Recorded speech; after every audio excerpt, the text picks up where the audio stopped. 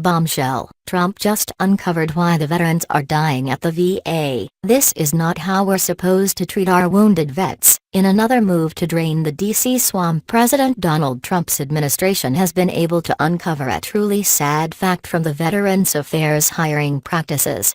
The Department of Veterans Affairs has been allowing its hospitals across the nation to hire doctors and nurses with revoked medical licenses. This is a practice that has been going on for at least 15 years and is in violation of federal law. But the VA issued national guidelines back in 2002 where it gave local hospitals discretion to hire clinicians after prior consideration of all relevant facts surrounding any revocations, just as long as they still possess a license in one of the 50 states. What? But this is in direct contradiction to a federal law passed in 1999 which bars the VA from employing any healthcare worker whose license has been revoked by any of the 50 states. Can someone please tell me why we are treating our vets like second-class citizens, while if you go to any top-notch emergency room in the nation all you see is how they are being inundated with illegals who will never pay a dime for their treatment and have never done anything for this country other than break the law to take advantage of our naiveness and generosity.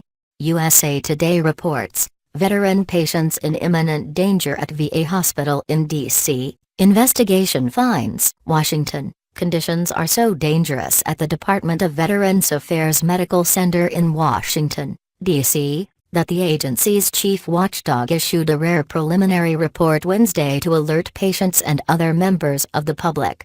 The VA Inspector General found that in recent weeks the operating room at the hospital ran out of vascular patches to seal blood vessels and ultrasound probes used to map blood flow.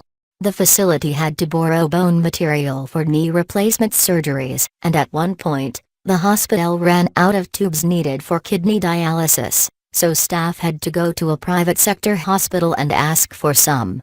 The hospital, which serves more than 98,000 veterans in the nation's capital, lacks an effective inventory system, the Inspector General determined, and senior VA leaders have known about the problem for months and haven't fixed it. Investigators also inspected 25 sterile storage areas and found 18 were dirty. Although our work is continuing, we believed it appropriate to publish this interim summary report given the exigent nature of the issues we have preliminarily identified and the lack of confidence in VHA adequately and timely fixing the root causes of these issues, VA Inspector General Michael Missel wrote. The Inspector General rarely issues such preliminary findings. The last time appears to have been in January 2015, when his office found lapses in urology care at the Phoenix VA were endangering patients and required immediate attention. The VA set up an incident command center on March 30 when the Inspector General notified officials about the problems in Washington. It sent logistics specialists, technicians and managers to fix the problems.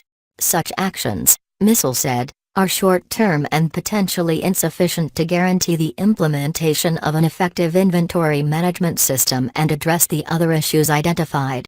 Further, shortages of medical equipment and supplies continued to occur, confirming that problems persisted despite these measures, he wrote.